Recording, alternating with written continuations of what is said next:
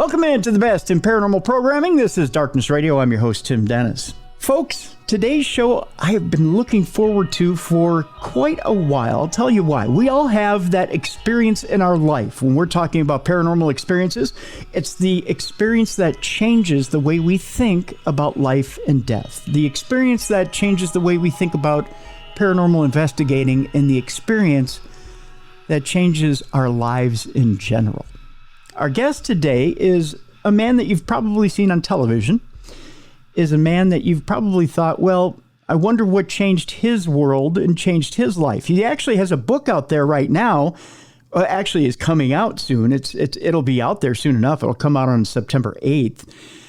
That will tell you exactly what changed his life. And I'll tell you, it is a fascinating book, folks, that will tell you how his life changed. It's called The Horrors of the House of Wills, a true story of a paranormal investigator's most terrifying case. And I'll tell you who this investigator is. It's Daryl Marston. He is the co-lead investigator on A&E's Ghost Hunters. He has led more than, and you may ask, well, where can I see that A&E's Ghost Hunters? It's on Disney Plus right now. He has led more than 400 paranormal investigations of private homes and historical locations, such as the House of Wills. He hosts the popular podcast, The American Ghost Hunter Show, and co-owns the website Paranormal Warehouse, which reports on paranormal news. You can visit him online at paranormalwarehouse.com. Let's welcome in to Darkness Radio, Daryl Marston. Hi, Daryl. How you doing? Good, man. How you doing? Thanks for having me on. Doing well. I got to tell you, my friend, was I chilled by this book. I was enthralled with this book. I picked up this book. I didn't put it back down. I rarely go through a book in one shot and read it from beginning to end, cover to cover. Normally I take a break from it. I walk away from it. I come back to it. I digest it a little bit. I didn't do that with this book. I went from beginning to end because I couldn't put it down. And I think that's because there is a relatability to this. And we all have that experience. We have that one experience that moves us. Tell me, first of all, why? Why write this book about your first experience? Well, first of all, thank you for those compliments. I've been hearing that a lot from the people who have been able to review the books, people, such as you, before it came out, about how they're able to read it in one or two, sittings, and they don't want to put it down. And for me, a first-time author, that's like I'm humbled by that. I really am. But I mean, why I really wrote this book was, I'm not going to lie, it was a thing where I was asked, I've done radio shows and podcasts and things of that nature. And everyone always, one of the big questions they ask is, what's your scariest experience? What's the scariest location you've ever been to? And my number one is always the House of Wills. And it came down to the point after 5 or 6 years of talking about this, people were asking, hey, you should write a book about it. Mm-hmm. And so COVID hit. I was sitting on my butt for a good 6-7 months. And I said, well, let me write this book. I'd never written a book before. I'd never wanted to be an author. And I sat down one night and just started writing this thing about, 1 o'clock in the morning. And I didn't stop for almost 3-4 months. It just kind of flowed. And quite honestly, it was therapy for me to get it all out. Because I had buried a lot of it, what happened to me there. Because a lot of it I couldn't digest at the time. I wasn't as a mature investigator as I am now. Mm-hmm. I'd only been, investigating for 8 or 9 years at that point. And it really humbled me. And it was it was that location that almost made me quit investigating altogether, because I'm like, if this is how it's going to be, and I don't want to ever run into a place like this again. And I have since several locations, but none that actually, measure up to the House of Wills, to be honest with you. Yeah. Let me get you right back to the very, very beginnings of your paranormal investigation. We'll call it a hobby before it was a career. When you first get into wanting to investigate the paranormal, or even as a hobby, what spurs the how should I put this? What spurs the the love of or wanting to go out into the field and actually want to do it. There's a difference between sitting at home and going, gosh, it'd be really cool if I could find a ghost, and actually going out there and trying to find some, I guess, evidence of the paranormal. What made you go out there and want to do it? Absolutely. It was by complete accident. I'd never really watched the paranormal shows. You're talking, this is back in 2005 when I got into it. I had gotten invited by my mom. She won tickets or got tickets to a place called Fort Delaware here in Delaware, where I live. It's a Civil War fort that was a prison camp during the Civil War. And it was a Halloween type paranormal investigation they were doing there. And she had no one to go with her. So my stepsister and myself said, we'll go. I'll go check it out. I was always into the Halloween thing. I'm a Halloween baby. I was born November 1st. Oh, there you go. So, yeah, and my mom was born Halloween. So it's like I've always been a lover of that time of year and all the, the ghosts and stuff and the spooky stuff. So I said, what the hell, let's do this. And I went, and long story short, my first time ever on an investigation, it was only like a 2.5 hour, 3 hour investigation at Fort Delaware. I actually witnessed a half body apparition, and I witnessed this apparition, this half body apparition, my first time out. And it was like, I didn't even tell anybody I saw this at the time. What I saw was this gentleman who, at first I thought he was a reenactor, because this was the Civil War fort. And what I saw was just from the shoulders up, the head and the shoulders, so all you could see. You could not, and that's what really captured me. We were down in the powder mag where they used to keep all the powder magazines and everything.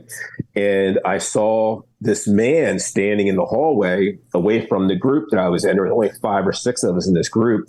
You had the kind of the investigator guy who was there leading us around and showing us the location.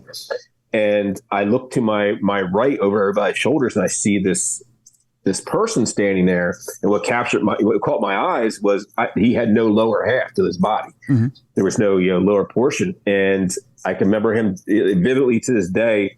He had shoulder length, scraggly, dirty hair, a very disheveled beard, and and what really stuck out to me, had debris in it, like leaves and just dirt in his beard.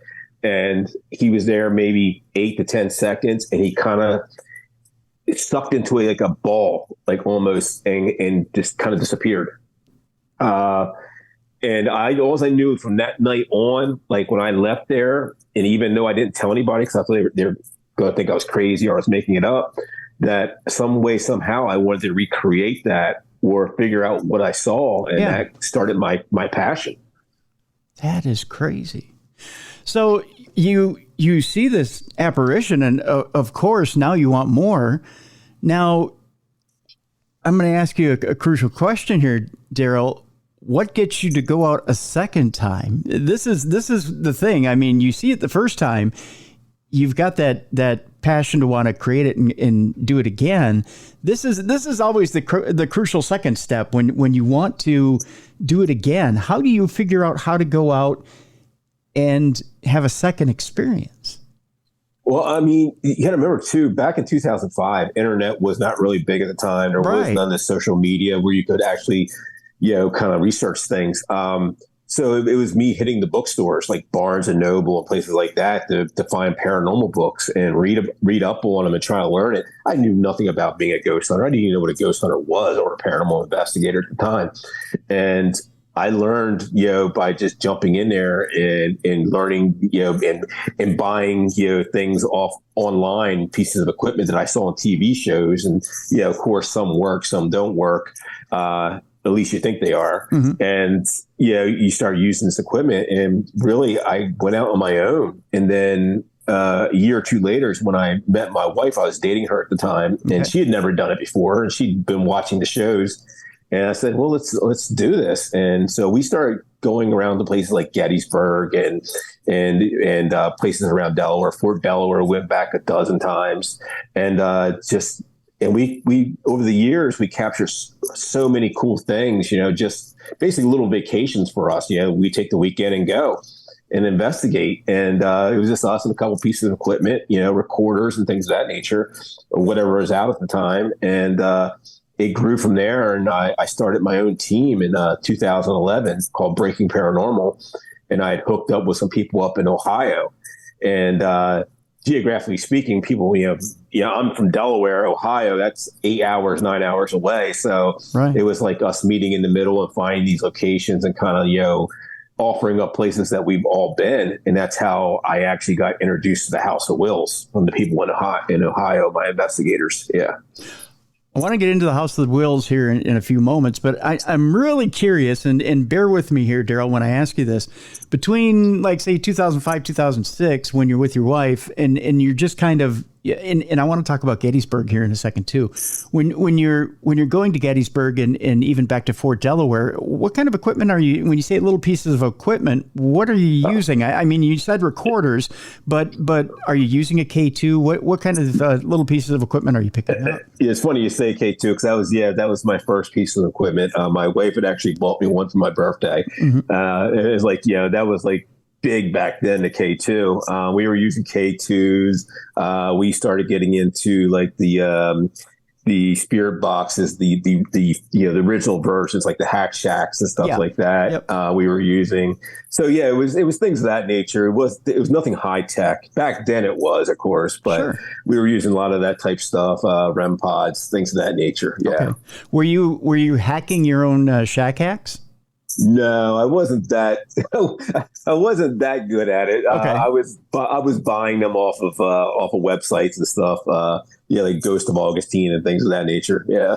Because back in what was it, 2006, 2007, when we were doing the trips with Jay and Grant, we had gone to the Stanley Hotel and we had Bill Chappell with us, and he was telling us how to hack the Radio Shack radios. So we went to all the Radio Shacks within, I think it was like a 50-mile vicinity of the Stanley Hotel, and we scooped up all the Radio Shack radios that had the tuners, the digital tuners, and we were pulling the pins on all of them, and then we were selling them as cheap as we could to the people at the conference. And just saying, here, if you want a shack hack, here you go. So people had it, so they had the experience. We were actually blessed enough to have a Frank's box the first few times we were at the Stanley. Very cool. Because Chris Moon had come by and he had a Frank's box, but we had some of the weirdest experiences with the Frank's box you could ever imagine. I mean, that's for stories for another day. But I'm just curious because, in those days, people think, oh yeah, you've always had this great equipment, that you could use back in those days. And it really wasn't. It was really the Wild West of equipment, back in anywhere from 2005 to 2008, 2009. Right.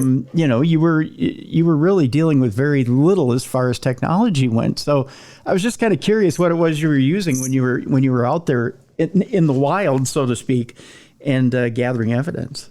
Yeah, it was like, it's funny you say it was the Wild West. It's like a gunfighter back in the 1800s with his revolver compared to now with everybody with full auto weapons and automatic weapons. Yes, it's a big jump. It really is compared to what was. Yeah, yeah. You watch the shows now, and you're right. It's like you're bringing out a full arsenal with with everything, and you go, wow, wish I would have had half that stuff when I was out there. So, well, I think that makes it what made it so much fun back then, because you just didn't know. You're delving into the unknown, and you still are at a point. But back then, it was like you said, the Wild West, and it's like, hey, it was fun. It was a really good time. It really was. Yeah, most definitely. I want to talk to you a little bit about Gettysburg before we move on. I know you had a lot of fun in Gettysburg gathering things. What were some of your favorite spots in Gettysburg to go to? Oh, wow. My go-to in Gettysburg is the Cashtown Inn, which is really about 9 miles outside of Gettysburg. Mm-hmm. It's actually where the first shots were were during the Battle of Gettysburg. And the Cashtown Inn is just one of these places. It's like a wealth of knowledge. It's a wealth of history. It's such, I've gotten so much great evidence out of that building. I've seen it on the original Ghost Hunters. That's what really drew me to it. And we had some amazing experiences, better than what they ever called the show there, to be honest with you, in that actual location. And then again, the battlefield. If you can get out there at night, before they close it down around 10 o'clock. I've got some amazing like EVPs out there. We've seen some stuff that you just can't wrap your head around. Gettysburg is just one of those places that every time I go back, and I'm relatively close. I'm about 2 hours from Gettysburg. Okay. And I try to get there at least once a year. Matter of fact, I'll be there this October and for an event. But it's one of those places, every time you go back, you find something new, a new location, new spot you've never been. And I've been going for 15 years now. Yeah. And it's a must do for paranormal investigators. Absolutely. I've been there a handful of times, and every time I go there, there's something new, something exciting, and the history is so rich. It's just, it's exciting. It's tragic at the same time, but it's always something that especially if you're a budding investigator, you have to. It's a must do, because there's so many things you can find, both indoors and outdoors. It's one of those places that whether it's a covered bridge, or if it's a battlefield, or you go indoors into a house, you're going to pick up something. So, yeah. I always joke around people, and they always ask me, people who have never been to Gettysburg, and they ask me, how was Gettysburg? I said, Gettysburg is one of those places you can get evidence in a porta potty on the battlefield. Yeah. I mean, it's just one of those locations. It's so rich in just history and the paranormal on top of it. And it's just like, it's an amazing location. And you fall in love with it. Like, it's just this little town that's stuck in time. It's got some modern technology there, don't get me wrong, but it's this town that's stuck in time, and the food is amazing, the locations, the people are amazing, and there's always so much to do there. Yeah, absolutely. Absolutely. I love Gettysburg, and looking forward to getting back there again sometime soon. So, Daryl, here's where we're going to kind of make that transition. We're talking, of course, about the new book, which is available on September 8th, The Horrors of the House of Wills, a true story of a paranormal investigator's most terrifying case. Again, you can pre-order right now on Amazon. We have a link in the description of this podcast.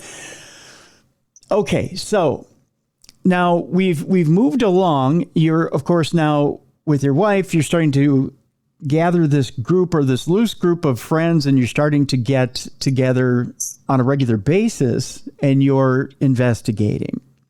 Now, you get a suggestion from whom about this spot in Cleveland that you've heard about?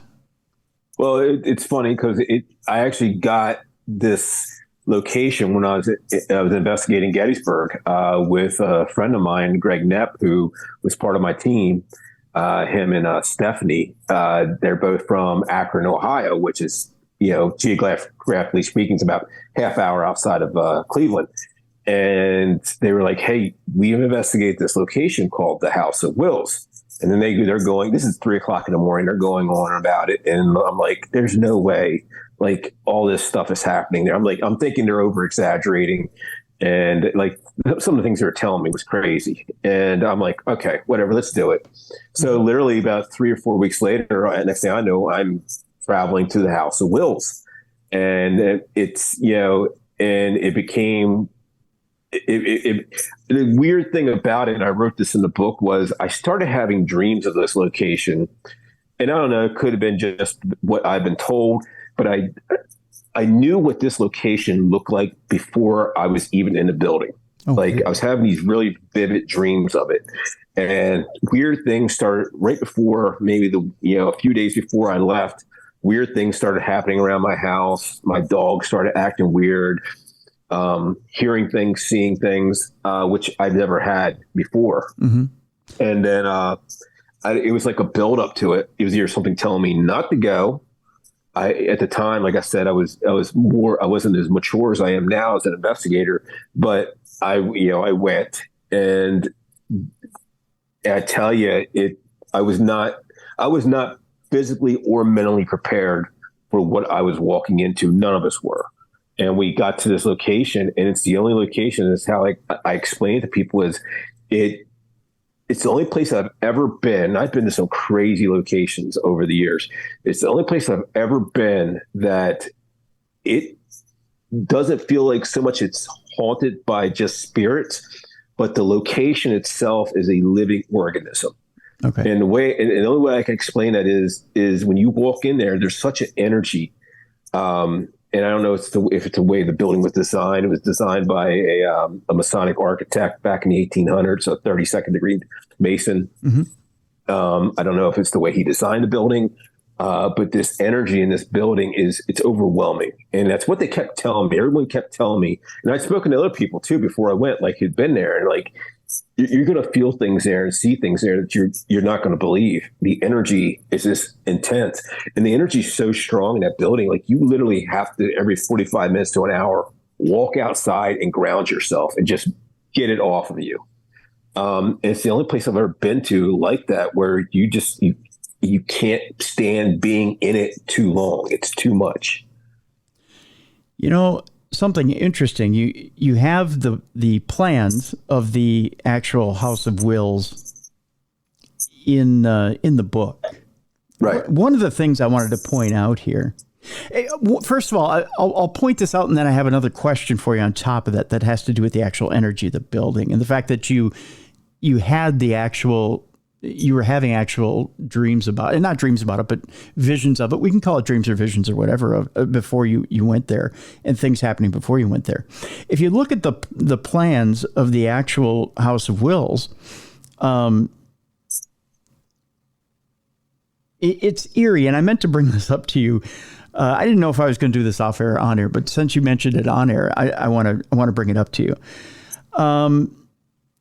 If you know anything about King Solomon's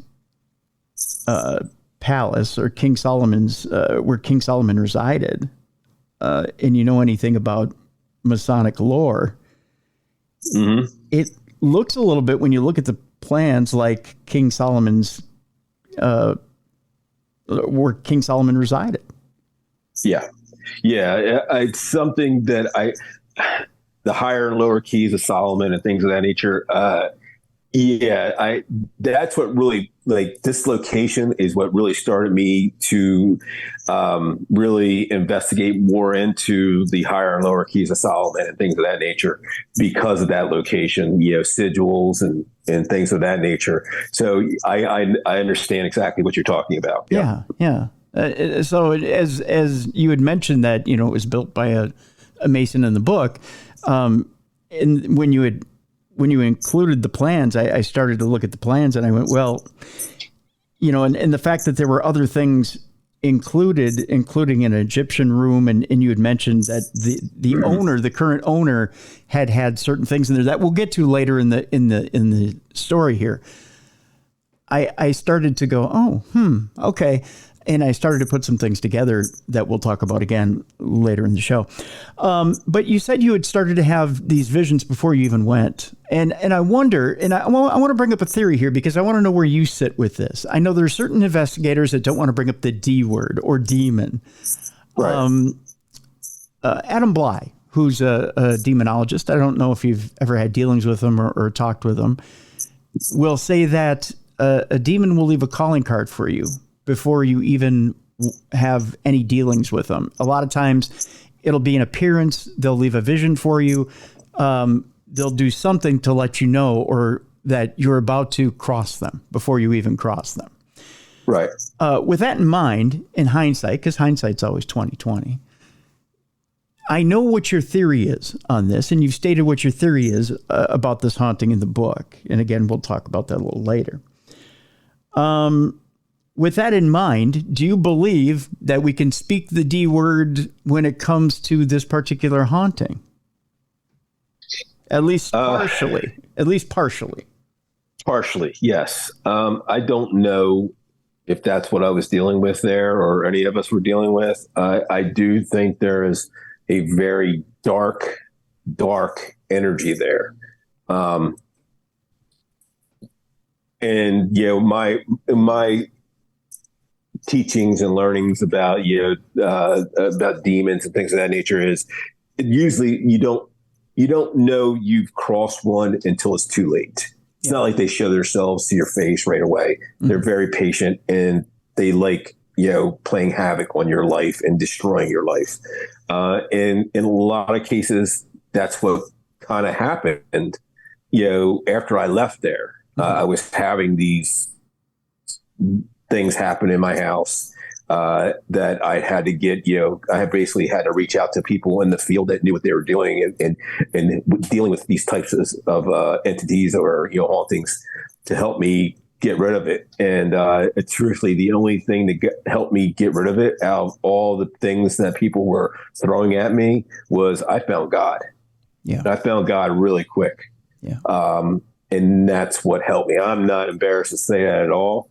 And I tell you, that's the only thing that helped me. That's the only thing that made me feel better. And that's the only thing that got rid of what was in my house.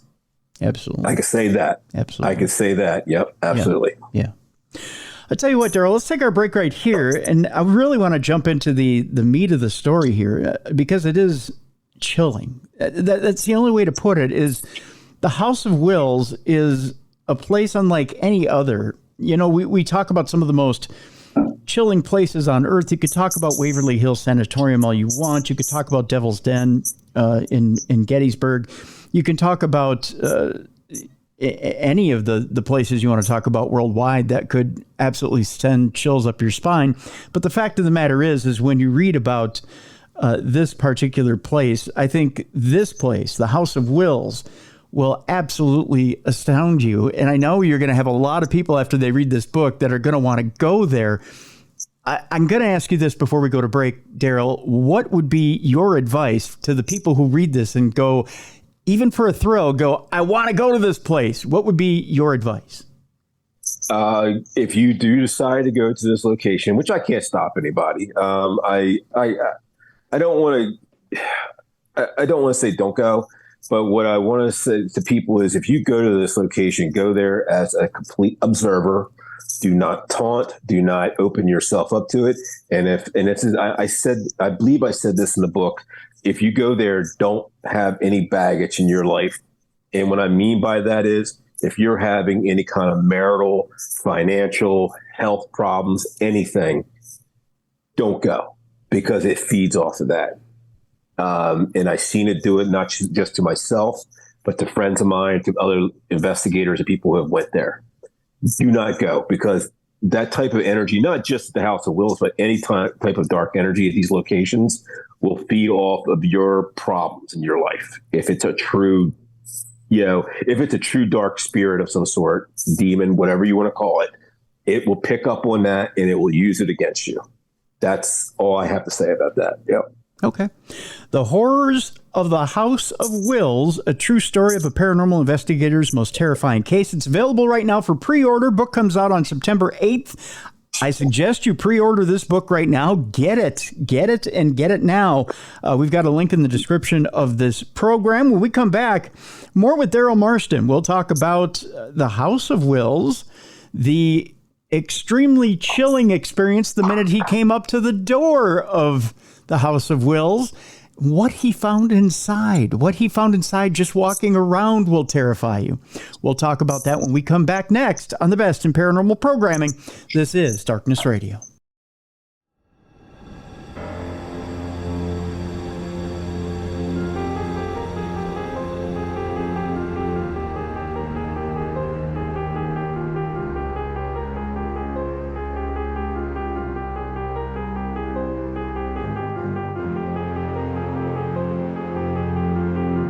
Welcome back to the best in paranormal programming. This is Darkness Radio. I'm your host, Tim Dennis.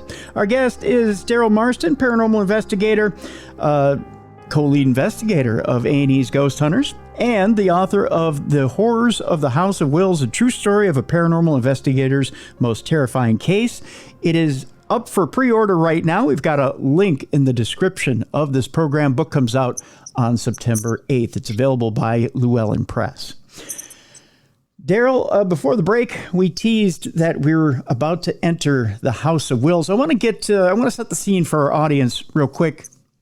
So you're driving up to the building. You're getting up to the building here with your friends. It's been a long drive, and you're about to get there. You've had these visions of what this place looks like. You've already got some trepidation. You've had some stuff happen at the house. The dog has obviously been warning you. You've had some other things happening that tell you, you know what, maybe this isn't the best idea. You get to the House of Wills. Set the scene for me. What is the neighborhood like? What is the actual building like? What are you feeling before you even step foot into the House of Wills? What I could tell you is, and this is not a knock on East Cleveland at all. East Cleveland is a beautiful place, but there's some areas, neighborhoods that are not the best areas, and the House of Wills just happens to be right in the heart of all that. With drive-by shootings and things of that nature. So that's something else people have to think when they go there. I mean, once you're on the property, you're pretty safe because they don't want anything to do with the property. And that's the neighborhood. That's one thing we were told before we got there, that people avoid the building. And you're thinking, okay, people were exaggerating, whatever. We get there and we have some time before the caretaker shows up to let us in. And a gentleman named George at the time.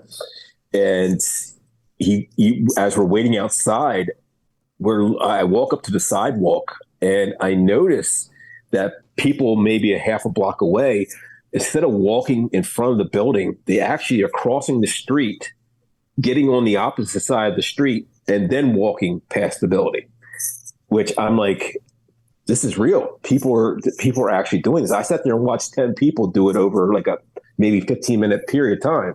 I never seen one person walk in front of the building.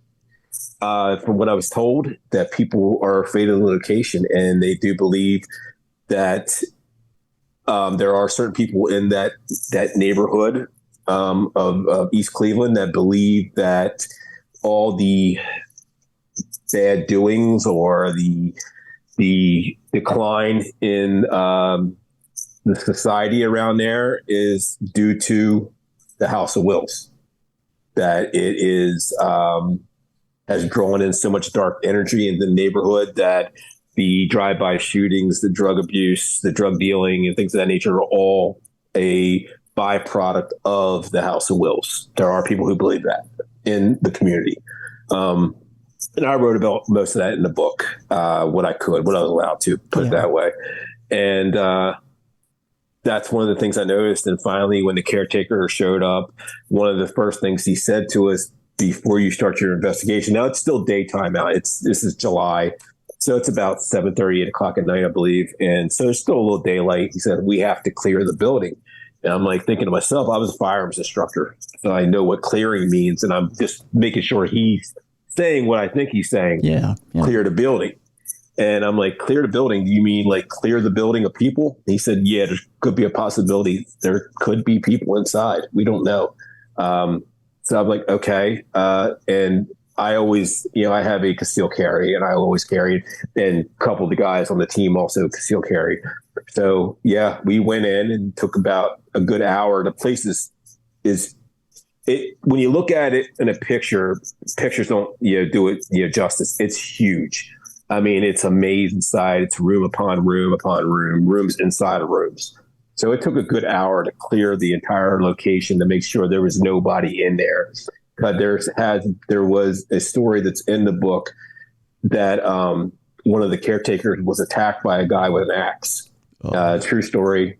She was there by herself. She showed up and went in the building one day, and there was a guy waiting at the top of the stairs, just standing there with an axe. And she took off, and thank God he was not able to catch up with her. And she got out of the building, was able to get to her vehicle where she had her handgun, and pulled it out. And when she turned around, he was no longer there.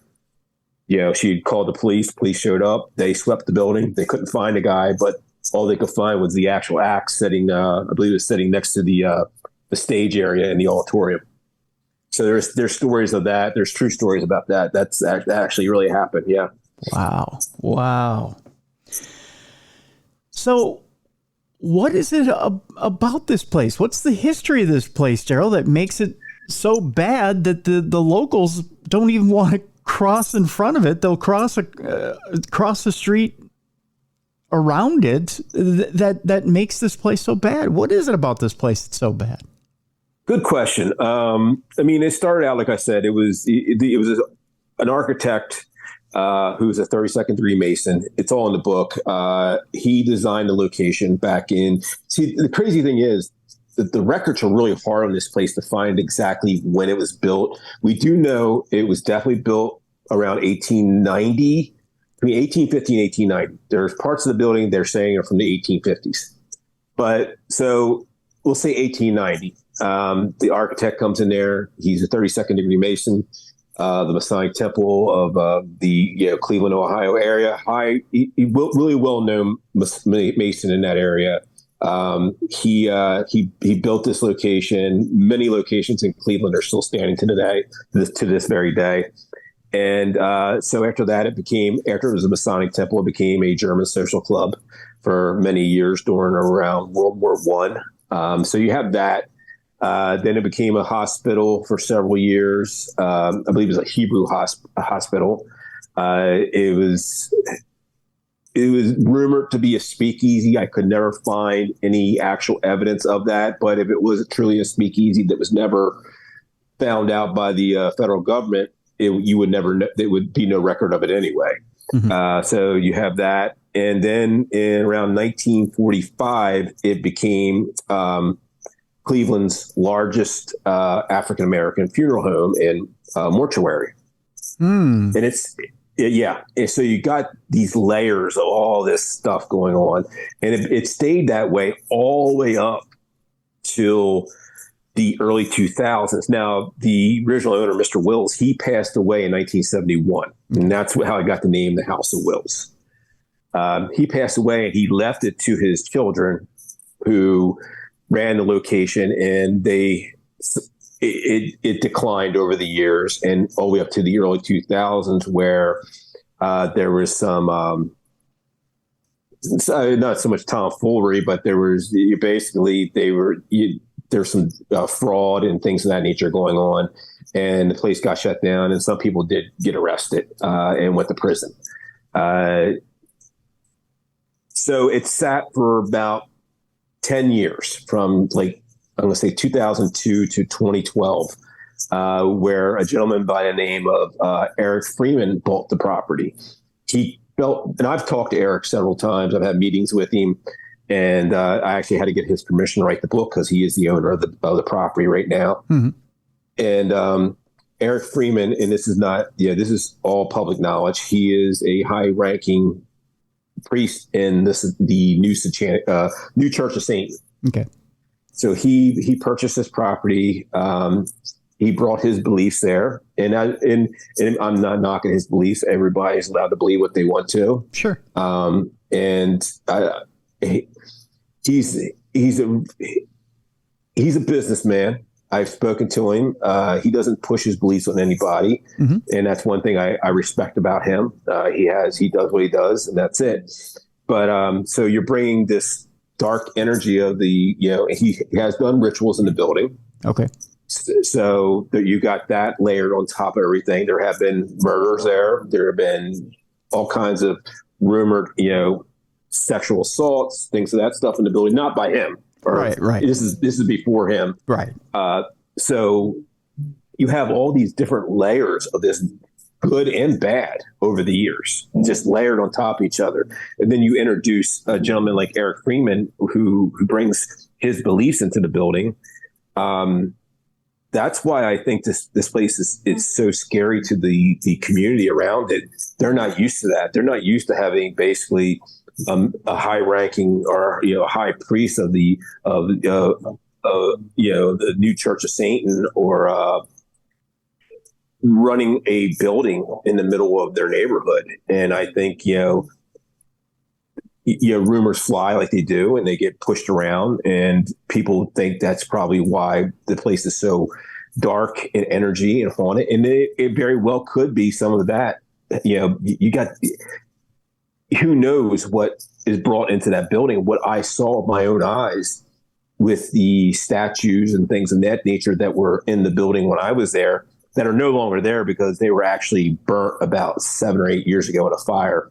These people from the community came in there and tried to burn the property down with Eric in the building. Eric and his girlfriend. Yikes. Yeah. That's scary in itself. Yeah. You know what? I might change my thought here for a moment. Bear with me here, and then I want to get back to the subject at hand, which is what you saw when you first walked in the building.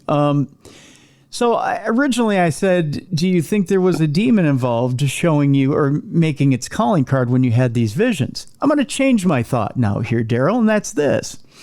When you brought up the subject of God, now I'll bring up maybe a guardian angel. Do you think maybe an angel shows you the visions of what's coming because of the dark energy that's there at that building? Do you think maybe it was a warning?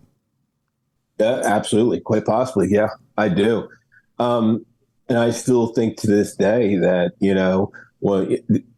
one of the reasons I did write the book was not just for my own well-being, but to put out there what these type of locations can do to people and how dangerous they can be. I think sometimes people take the paranormal as just fun, and it can be. Believe me, it can be. But there are certain locations out there that probably should not be dealt with or taken that they're just a regular haunting, because they're not. This place is not like any place in the 400 plus locations I've done. None of them stack up to this. None of them. Close. None. So you clear the building, and it's time to, I mean, obviously you've seen some stuff as you're clearing the building, but it's time to step in and actually do the investigation. You've been looking for people. Now you're actually getting a good look at what's inside. What is it that you're seeing inside that is absolutely startling you? The first thing would be the statues. That was the one thing that really blew my mind. In the auditorium area, the first statues that we come across, and I was told about these, but I didn't know what to expect when I saw them, were these 3 or 4 very large 7 to 8 foot tall wooden hand carved statues of. The one that really stands out to me looked like some kind of medieval torture device. It had chains on it. It had straps on it, like a pendulum type. And I don't know how to say this. Hand carved wooden phallus, about 15 inches long, on a pendulum. Okay. And there would be a place where someone was strapped. Very dark. It just, the energy off of these things, just like, wow. And I know art is it's taken, whoever the artist was, and from what I'm told, Eric was the artist of these actual statues. He actually hand carved them himself, from what I was told. I never really asked him about it, and someday I will. But that's what I first came across. And then in some of the other rooms, like the Egyptian room, there was a statue of and I'm trying to create this in my head again. It was if you would take a human body and cut it straight down the center and show the intricals and everything, that was on an upside down cross. There was several of these type of statues throughout the building in different rooms. One was on the stage area. There's another one up in the loft area, which was a large, studio sized apartment type room that was upside down cross, and had it looked like what could have been an upside down angel. Or excuse me, it was actually an upside down. It was upside down cross, basically a rosary with a decapitated Jesus on it. Yeah,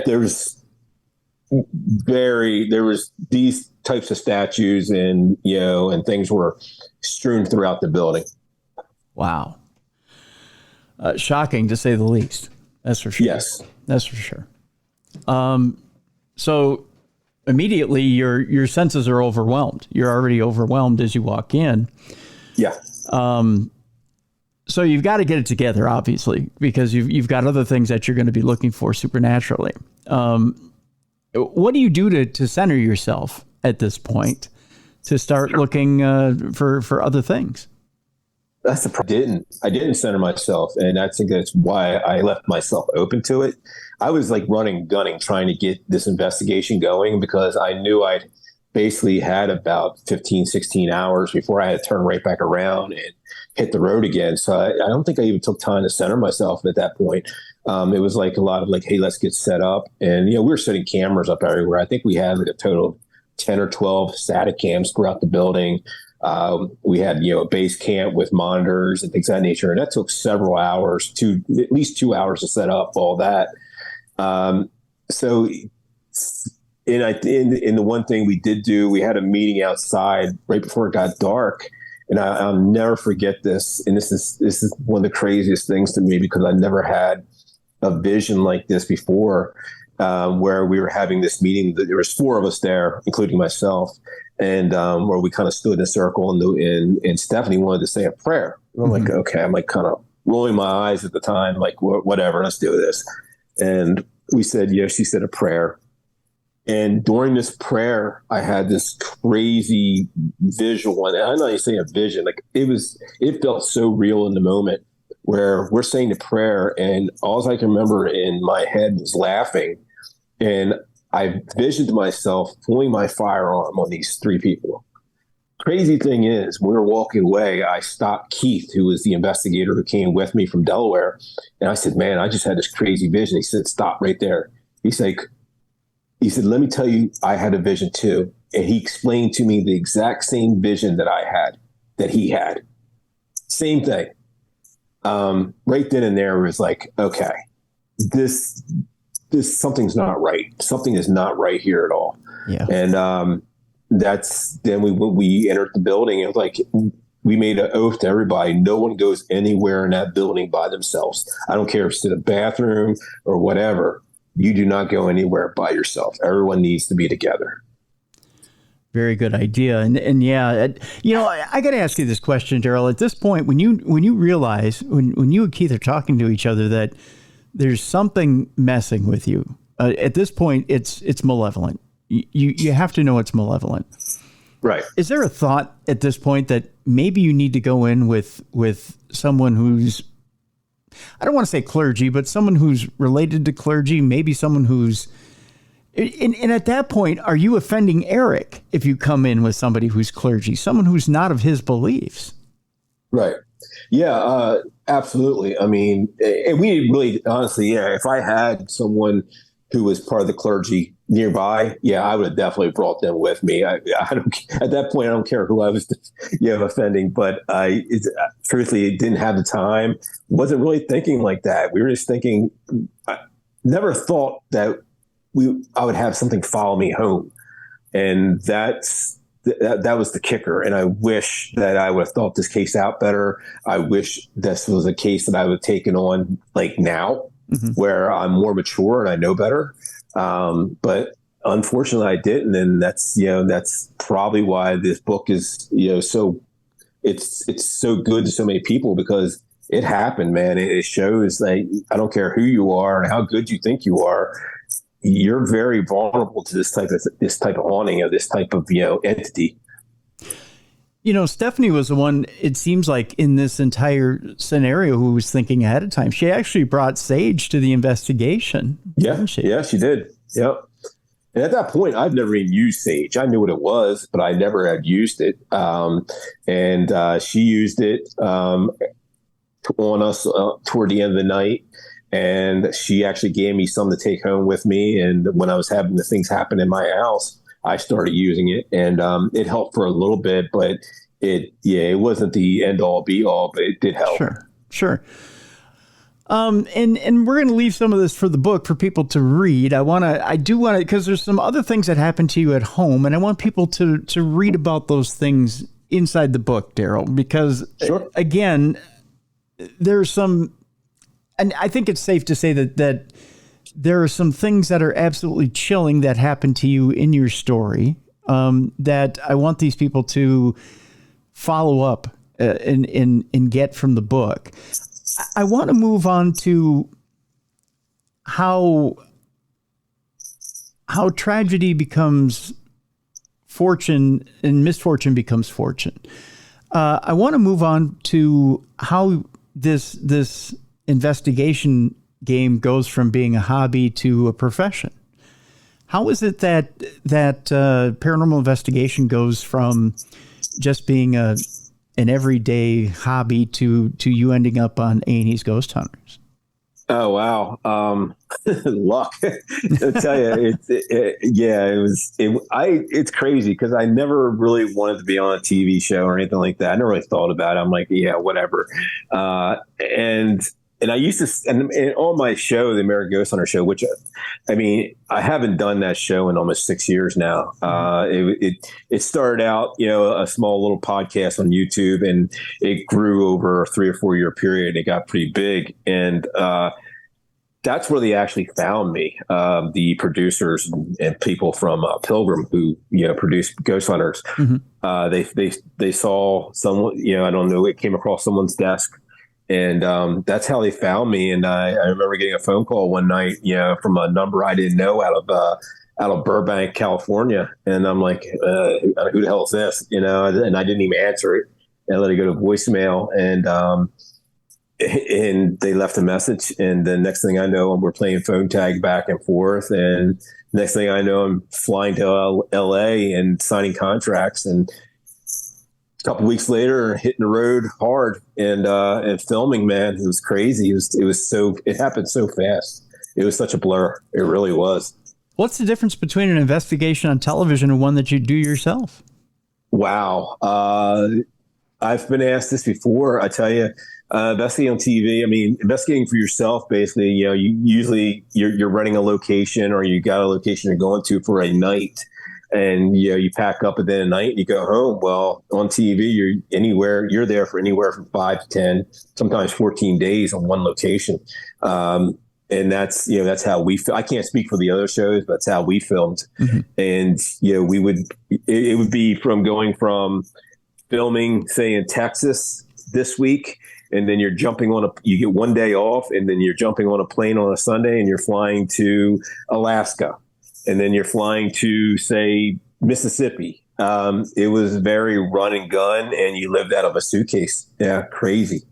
And you're like, it's a lot of, also on set, it's a lot of hurry up and wait. You get there, 3 or 4 o'clock in the afternoon when the sun's still up. You're prepping, you're doing interviews and things of that nature. And then when the sun goes down, it's run and gun and investigate for, hour 15 at a time. And you might do, in one night, 3, 4, 5 runs, meaning that you're going to investigate different parts of the location 4 or 5 times. Very interesting. Let me ask you this. When you're on your own, of course, you pick your teammates. You have the people that you have chemistry with that you go out and you investigate with. When it comes to television, you don't get to pick your castmates or you don't get to pick your team. No. How, do you find chemistry within the group? Do they put you together with someone and you have to make chemistry? How does that work? Well, in the very beginning, when we first started filming, I was put with, it was me and Grant, and then it flipped over to, it was me and Kristen, who were co-lead investigators with Grant. And we kind of flipped back and forth with him for investigating. And then the second season I picked up Mustafa. And it was me and Mustafa investigating because we had a really good chemistry off screen too. Mm-hmm. Me, Mustafa, and Brandon, became really close friends off screen, and we would always travel together when possible. And it was just like they see that, especially mm-hmm. the executive producers, they see that, and they see your style and the way you joke and things of that nature, and how you come off on screen together, and it's a big part of it. Yeah. When you get to learn different things about different people, do you find that, especially among your castmates, when it comes to paranormal experiences, are you finding that a lot of them are the same, that they're different, that when you spoke to your castmates about the House of Wills, did you find in your experiences with it and the haunting, did you find that they had similar haunting experiences? Somewhat, but not to that extent. None of them really had things that followed them home and things of that nature. It was funny because one of the first day or two I was on set, I was doing what's called hero shots, and the DP, director of photography, Kendall Welpton, was actually doing these hero shots of me for the A&E series, and he's kind of just making small talk with me. He's laying on the ground doing these shots of me standing there in front of the St. Augustine Lighthouse, and he's like, just small talk. Hey, so what's the craziest place you ever been? And I say, well, truthfully, the craziest place I've ever been is this place called the House of Wills in Cleveland. Not thinking he'd ever been there. Mm-hmm. He literally jumped up. He's like, did you say House of Wills? I said, yeah. I said, why? He's like, dude, I've been there. I was like, what do you mean you've been there? He said, I filmed there with Ghost Brothers. And he said, I'll never go back to that damn place. Or he didn't say damn, he said effing. Mm-hmm. He said, I'll never go back to that effing place. And then one of our producers, this big guy named Russ, he was one of the field producers. He kind of tuned in and heard it, and he's like, "Do you say House of Wills?" I'm like, "Yeah." He's like, it's all of a sudden, because he was there with Kendall filming because they filmed Ghost Brothers there, and he's like, "Man, dude, no effing way will I ever go back." And like then this started this camaraderie, people who've been to the House of Wills, and like we know what it's about, and we were just swapping stories, like how insane that place is. As a matter of fact, it's crazy because we were filming in Ohio, and we were saying, crazy story is we had to go film at Madison Seminary in Ohio. Thing was, they were doing the Major League Baseball like thing there, where it was like the series, and there was no hotels, so they had to put us inside Cleveland, which is like almost an hour away from Madison. Mm-hmm. And so we're literally staying maybe 10, 12 blocks away from the House of Wills in the hotel. Oh. And we were like, and one day we had off, I'm like, guys, let's go. Like, no one would go. Like, they're like, nope. They had no effing way we're going there. I said, come on, I can get us in. They're like, no. And they kept saying, yeah, maybe. And then like, they all would just back out. Like, nope, ain't going, man. Can't do it. Can't do it again. I'm like, I get you. It was crazy. So if you would, let's just play a what if here. If you would have gone with the two guys over there, would you have filmed it? Would you have done some B-roll and maybe used it on a show in a future episode? I was talking, with production about trying to do something there, and in hopes it would come around, and it never did. Yeah. It was just one of those things, man. Yeah. It was, I think we would have went there and filmed some stuff. Yeah, absolutely. Wow. That would have been something. Yeah. I mean, it's too bad that didn't happen, but when you read the book and you really get into the book, would you mentally have been in that place that you could have done it? To me, it seems like you really would have had to force yourself to go in there. Am I wrong about that? Yeah, no, you're 100% correct. I think I was more on adrenaline at that moment, and I was like, if they did it, I would do it type thing. Like, hey, if you jump in, I'll jump in. Let's see who does it first. And I was like, I didn't, honestly, in the back of my head, I did not want to go. No, but I couldn't, I couldn't say no if one of them said, okay, let's do it. I'm like, no, let's do it. I don't know. It's one of those things at the time you're just like, let's do it because you're right there. But it's crazy because I'll be back I have a book signing in Cleveland, October 13th. And, we'll see what happens, Now, you did mention in the book that you thought that this time of year, right around fall of 2023, that you'd be filming a project in that area. Actually, that was supposed to happen last year. We were working with a production company, and that all kind of fell through. But we'll see what happens, man. Who knows? Okay, so the book signing comes up in fall in Cleveland. Are you of a mind or even of a spiritual sense that you think that if someone were to say, even if you were to get a call from a paranormal team and they were to say, "Oh, come on, Daryl, we're willing to do it." In fact, we even have someone of the clergy who will come with that will be there that can help. Would you be of a mind to do it again? I think I am of a mind to do it again, but do I want to put myself through that and be like, in joking around, be like, show me the money. Show me the money, because this time I'm getting paid to go through that shit. Okay, so let's take it one tier higher. Okay. Yeah. Documentary for money. Yeah. Okay. Would you be willing to do a documentary? Yeah, I think it would be different because you'd be. I've been there. I know it. I know what it's capable of, and I think I can handle it. Definitely. I'm very protected these days by what I've put around me. This energy around me. Not like I was almost 10 years ago when I was there the first time. Okay.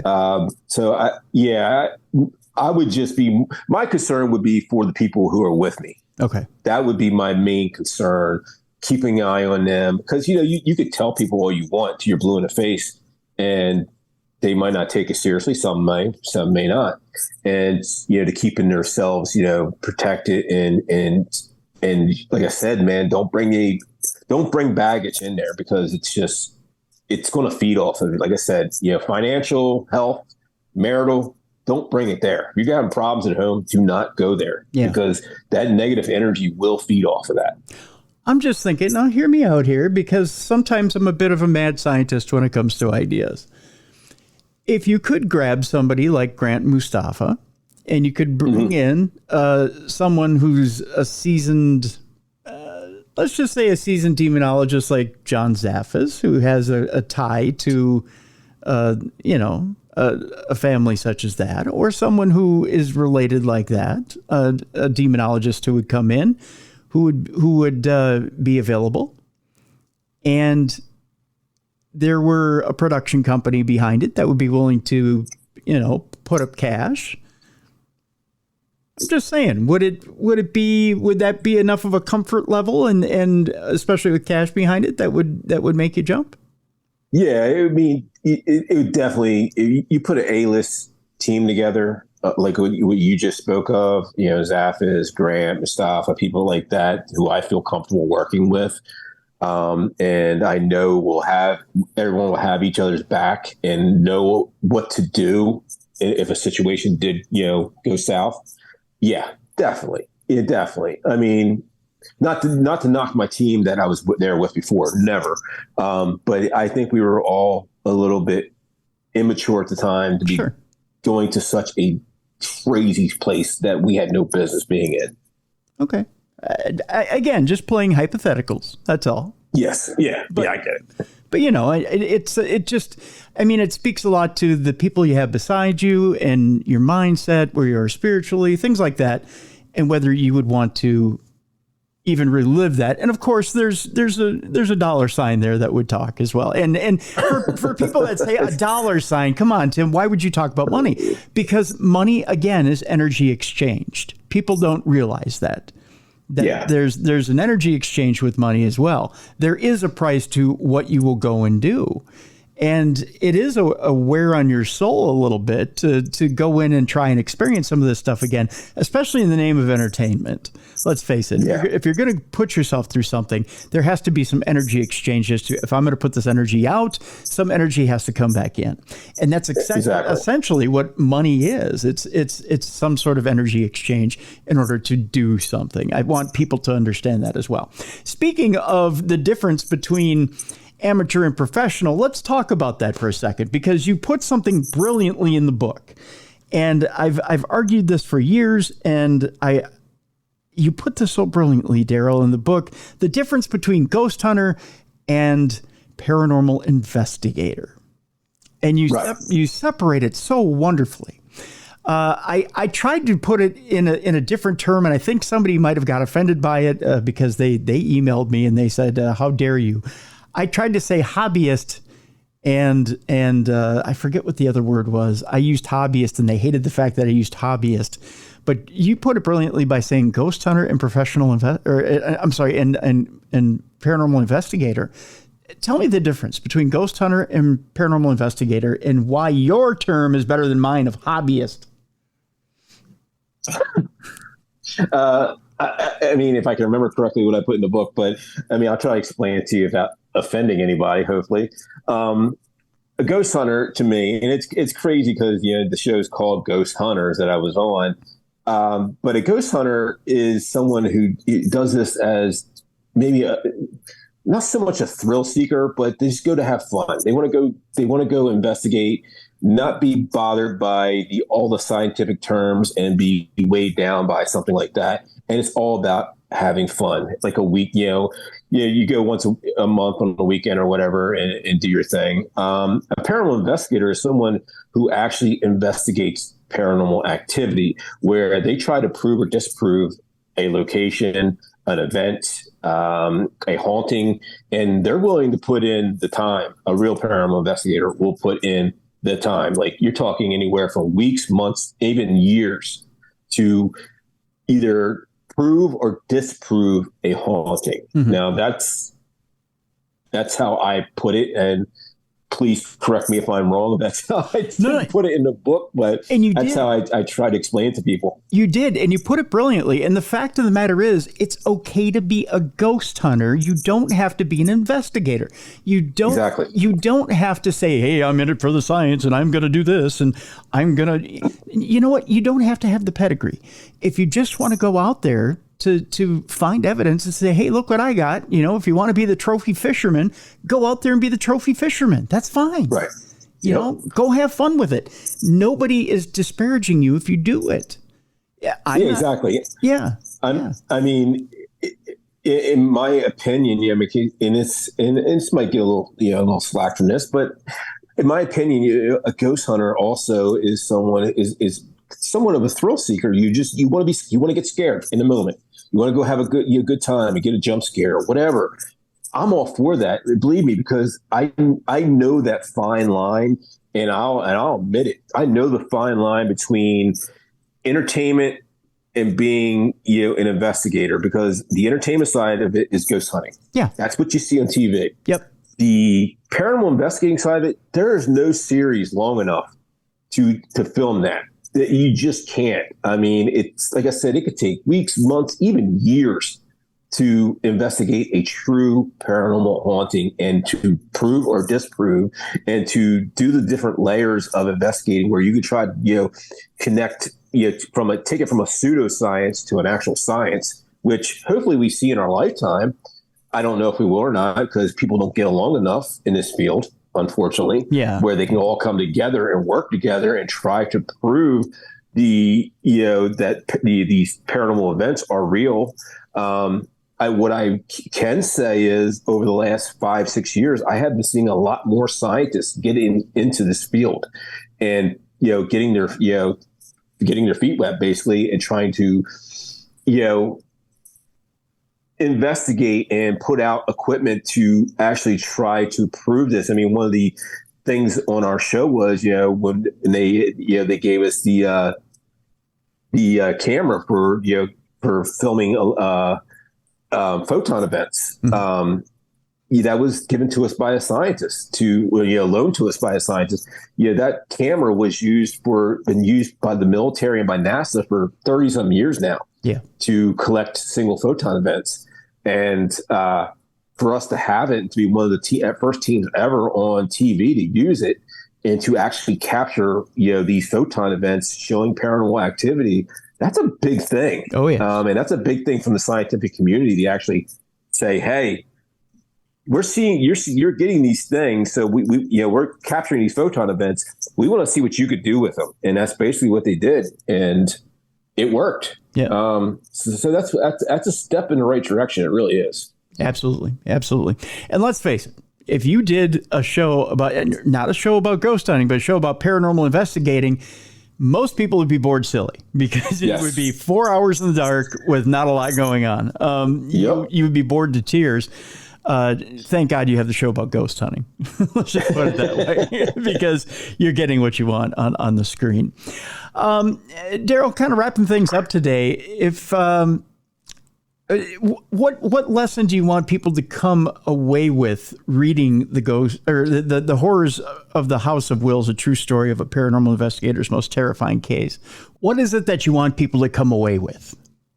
I think what I'm trying to, especially these days, is trying to put out there with the younger investigators or the people who, are just starting to investigate, is to educate them in these types of hauntings, and to, really protect themselves. And, you don't have to go out there and investigate these type of places. You can go investigate, your Waverly Hills or your Eastern States penitentiaries and be safe. Not to take anything away from those locations. I've investigated all of them, and had captured amazing evidence. But you don't have to worry about bringing anything home with you.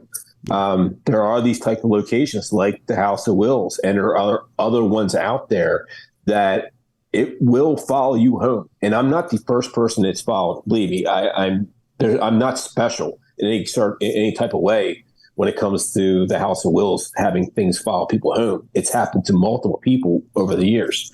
But I think one of the main things I would like to get out to people is to educate the younger investigators or the first timers. Really educate yourself, and not just reading a book like the Horrors of the House of Wills, but really educate yourself on a property, especially if it's got these darker intentions. And just be safe out there, guys. Really be safe out there, and be smart about it. Right on. The Horrors of the House of Wills, a true story of a paranormal investigator's most terrifying case, is available for pre-order right now. We have a link in the description of this show. It is officially released on September 8th. It's available again by Llewellyn Press. Daryl Marston is the author of that book. Daryl, I want to thank you so much for being on the program today. Thank you for having me. It's been an honor. It's been our honor, my friend. Appreciate it, and wish you much success on the sale of the book. Thank you. I appreciate that. Thank you. I want to thank my guest, Daryl Marston, today for joining us on the program. We'll have all his links in the description of this program, including the link to the brand new book, The Horrors of the House of Wills, a true story of a paranormal investigator's most terrifying case. Again, pre-orders are being taken for that book, which is available from Llewellyn Press. That link in the description of the program as well. Get it right now. I'm telling you, folks, you're going to love the book. Absolutely going to love the book.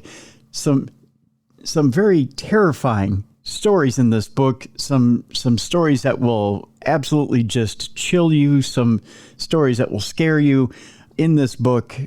Some stories that will just, still when I think of them, they leave hairs up on the back of my neck. They're so chilling. So yeah, pick up this book, definitely. Yeah, pre-order. Make sure you pre-order so that you have it when it releases on September 8th. Folks, I want to thank our sponsor for the week, Mint Mobile. I'm telling you, my phone bill was $180 a month with Big Wireless. Cut that out. Stop doing that. Get your wallet a lot fatter by signing up for Mint Mobile right now. Just $15 a month right now for unlimited talk, text, and data. You can't beat it, folks. Mint Mobile, take advantage of it right now. Unlimited talk, text, and data. Just $15 a month. The way you do it, you just go to mintmobile.com/darkness. Take advantage of that special right now. They will mail you a SIM card, or you can take advantage of the eSIM option. Either way, you can use your own device, and your contacts will transfer over as well. It's so simple, folks. I'm telling you. And it's just $15 a month right now. Take advantage of it. mintmobile.com/darkness. Do it today. Folks, when you patronize our sponsors, it also helps out our show and helps you to bring this show to you for free. And of course, we love bringing you the show for free. We love to continue to bring you the show for free. And we continue to bring you great guests as well by doing that. Please go out and at least take a look at our sponsors, see what they have to offer. We appreciate it if you would do that for us. Also, we want to ask you to go ahead and take care of yourself and each other. Look in on a neighbor this weekend. as again, that hot streak doesn't want to seem to let up on it. It's got a chokehold on all of us right now as we trudge on through August and get into the later days of August. It doesn't want to let up. So please look out after an elderly neighbor or a neighbor that may be having some sort of a disability that may need you. Just make sure they're staying cool, they're staying hydrated throughout this heat, and that they're doing okay. Also want you to put out your prayers, your thoughts, and healing vibes for the people of Lahaina, the people of Maui. That fire that went through there was just absolutely something. Spurred on by hurricane winds. There are disasters that happen all over the world, but I tell you folks, it was something that I believe it was the police chief or it was the fire chief, one or the other. I don't remember who it was who said it to NBC News. But he said, when it is man versus nature, nature always wins. And although at the time, in the middle of a disaster, you would think that's a little bit of a harsh comment to say, it's very true. Whenever it is man versus nature, nature always wins. And a lot of times we like to think as a human race that we have the technological know-how, or we always have the answer, or we tend to want to hold our leaders to a higher standard.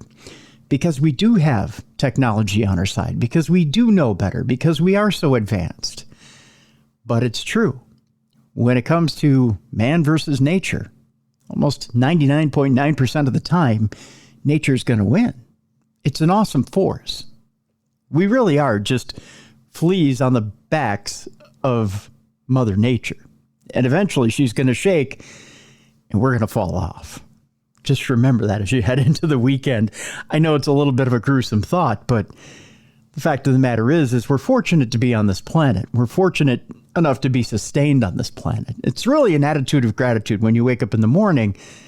Just remember to be grateful for everything that you have around you. And we have so much around us. We really are in a planet of abundance. We have so much. So when you wake up in the morning this weekend, just remember you're surrounded by so much. And love and abundance and great things on this planet.